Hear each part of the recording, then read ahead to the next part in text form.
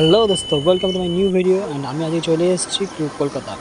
তো বর্তমানে কলকাতা দমদম থেকে আমি ট্রেনে উঠেছিলাম অ্যান্ড আমরা এখানে কলের মাঠের সামনে নেমেছি এবং নেমেই বাদিকে একটা কাকুর কাছ থেকে প্রথমেই আমরা খেয়ে নিই একটু ঠান্ডাই অ্যান্ড তারপরে আমরা চলে আসি গড়ের মাঠে। তো গড়ের মাঠে এসেই দেখি আগেই এদের তোলা শুরু হয়ে গেছে অলরেডি, ছবি তোলা ঘোরার সাথে।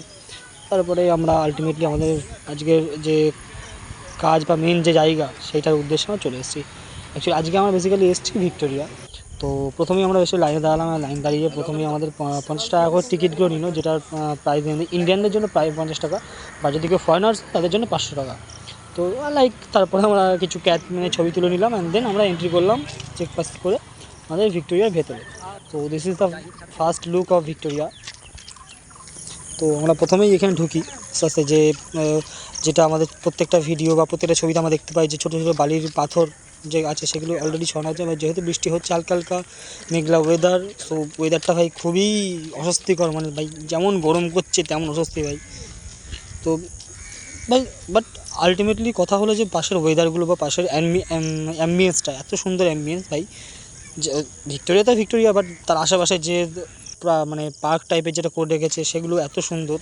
তো এগুলো দেখতে দেখতে আমরা ঢুকে যাই ভিক্টোরিয়ার ভেতরে।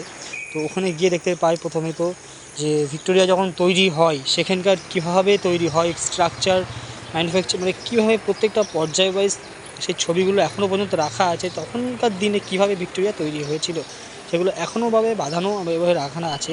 যদি তোমরা যাও অবশ্যই তোমরা দেখতে পাবে, ঢুকেই বাঁদিকে ডান দিকে দুই দিকেই কিছু বেশ ভালো ভালো কিছু ছবি এখানে রাখা আছে। এবং তারপরে তোমরা দেখতে আগেই গিয়ে যে তখনকার দিনে যে ইউজ হতো যে পিস্তল বা বন্দুক, যেগুলো শর্ট গান যেগুলো তোমরা বলতে পারো, সেই শর্ট গান এখনও পর্যন্ত সেখানে স্টোরেজ করে রাখা আছে এবং প্রত্যেকটা শাহি সালামাত, মানে অলমোস্ট শাহি সালামাত রাখা আছে। এবং দেখতে হচ্ছে এখানে ড্রেস, অলরেডি জানি না এটা কিসের ড্রেস, যদি কেউ জেনে থাকো অবশ্যই জানিও কমেন্টে। এবং ঢুকে তারপরে মানে দেখতে পেলাম যে খুব ভালো ভালো কিছু চিত্র মানে ফ্রেম করিয়ে রাখা আছে। ফ্রেমগুলো হয়তো খুবই পুরনো, আশা করছি হয়তো এগুলো খুব মানে কী বলবো, খুব ভালো মানে মানে খুব উন্নত হাতের কিছু কারিগরিদের কাজ, কারণ দেখে বোঝা যাচ্ছে ছবিগুলো এত সুন্দর। তো সেখান থেকে শুধু যে ভিক্টোরিয়ার ছবি তা না, ভিক্টোরিয়া, লালকেল্লা এছাড়াও আমাদের বহু আর এইটা হচ্ছে আমাদের রানী ভিক্টোরিয়ার যে নিজস্ব পিয়ানো ছিল, যেটা তিনি শিখতেন, যেটা তিনি অলরেডি মানে মানে ছোটোবেলায় যিনি শিখতেন পিয়ানো বাজানো, সেটা হচ্ছে এইটা।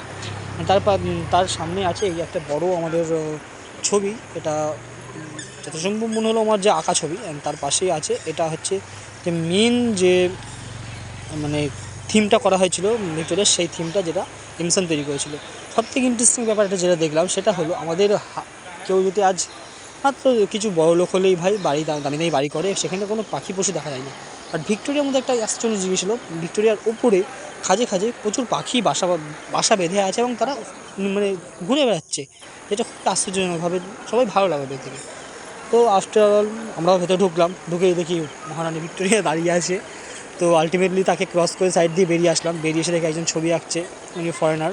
তো ছবির পাশে আমি ছবিটা দেখি আলটিমেটলি আমরা আসলাম সাইডে, এবং সেখানে দেখতে পেলাম আমাদের এই যে পুরনো দিনের যে ঐতিহাসিক ইতিহাস বই নিয়ে আসা যে তরোয়াল বলো, বর্ষা বলো, ভালা বলো, যে যে অস্ত্রগুলো তারা ইউজ করতো সেই টাইমে ইউজ করেছে সেইগুলো।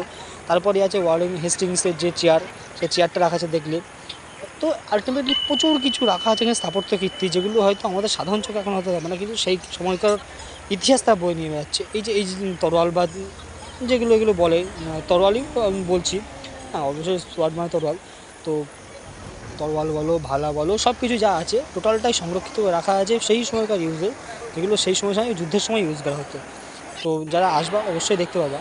তো আমরা সেখান থেকে আলটিমেটলি কিছুক্ষণ পর বেরিয়ে এবং বেরিয়ে তার পিছনে একটা রুম আছে, সেখানে গিয়ে দেখি আলটিমেটলি সেখানে কিছু আরবিয়ান ভাষায়, কিছু উর্দু ভাষায়, কিছু ইংলিশ ভাষায়, নানান রকম ভাষায় কিছু কিছু বই লেখা আছে, যেগুলো হয়তো আমরা টোটালটা হয়তো পড়তে পারছি না। যদি কেউ দাঁড়িয়ে দাঁড়িয়ে পড়ো অবশ্যই তারা পড়তে পারবে, যেগুলো ইংলিশ লেখা বা যেগুলো হিন্দি লেখা সেগুলো পড়তে পারবে। বাট আশা করি যা যা উর্দু জানো তারাও। আর তার থেকে বড় কথা এই যে দেখলো তোমার একটা তখনকার দিনের পুরনো টাইপিং টাইপিং টাইপিং মেশিন, এবং তাছাড়াও এই যে বন্দুকের যে নল, যে ভাঙা নল, তখনকার দিনের ভাঙা নলগুলো এখনও সংরক্ষিত করে রাখা আছে। এবং তাছাড়াও অনেক ম্যাপ, কাগজ, তখনকার দিনের কালিন যেগুলো ইউজ হতো, যেগুলো কালিন বলা হয়, এবং কিছু দামি গোল্ড কি, কিছু স্থাপত্য কীর্তি, সব কিছু এখনও পর্যন্ত স্টোরেজ করে রাখা আছে। যদি দাও প্রত্যেকটা স্টোরেজ, প্রত্যেকটা জিনিস ভালোভাবে খুঁটিয়ে তুমি পড়তে পারবা। এবং সবথেকে ইন্টারেস্টিং ব্যাপার যেটা হলো, প্রত্যেকটা জিনিসের নিচে একটা করে কিউআর কোড দেওয়া আছে। এই কিউআর কোডটা স্ক্যান করে তুমি জানতে পারবা সেই জিনিসটার সম্বন্ধে, সেই জিনিসটা অ্যাকচুয়ালি কী, কত সালে ইউজ হতো, বা এভরিথিং তুমি ওর সম্বন্ধে তুমি নলেজ গেইন করতে পারবা। আফটার এগুলো দেখার পর আমরা চলে আসি ওপরে, কারণ ওপর থেকে ভিউটা অন্যরকম লাগবে। তো আমরা উপরে দেখে এসে ভাই সত্যি ভিউটা অন্যরকম, একটা অন্যরকমই সৌন্দর্য লাগছিল। তো আফটার সেখান থেকে আমরা আগে সামনে এসে ডান দিকে একটা রুম আছে, সেখানেও আছে অনেক কিছু স্থাপত্য কীর্তি বা অনেক ইতিহাস। সবথেকে বেশি যেটা আছে সেটা হলো আমাদের ভারতবর্ষের যে স্বাধীনতা সংগ্রামী, সেই স্বাধীনতা সংগ্রামীদের টোটাল জীবনী বা টোটাল ইতিহাস তুমি এখানে পাবা। সে তুমি ক্ষুদিরামের শহীদ হওয়া বলো, বা অরবিন্দ ঘোষের তার মানে কাহিনী, কিংবা আমাদের আলিপুর বোম মামলা, কলকাতা বোম মামলা, মুম্বাই বোম মামলা, প্রত্যেকটা যে মানে ঘটনার ইতিহাস এখানে রাখা আছে।